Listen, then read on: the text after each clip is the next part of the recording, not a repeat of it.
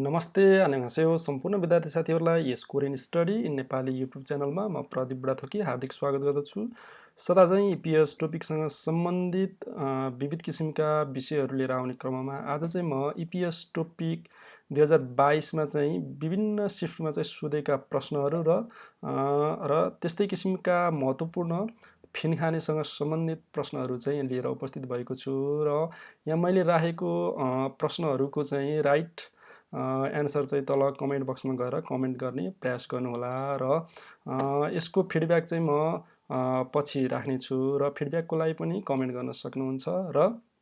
आजको यस लेसनबाट चाहिँ तपाईँहरूले चाहिँ अहिलेसम्म 2022 को चाहिँ टपिक इक्जाममा अहिलेसम्म चाहिँ सोधेका प्रश्नहरू मध्येबाट चाहिँ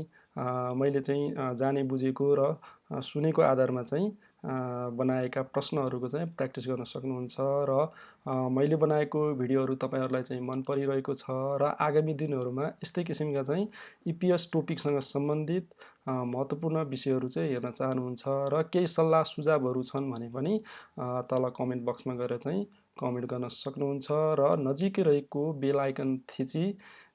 यस च्यानललाई यदि सब्सक्राइब गर्नुभएको छैन भने सब्सक्राइब गर्नुहुन अनुरोध गर्दै आजको यस लेसनबाट बिदा हुन चाहन्छु। हस्त नमस्ते, 감사합니다।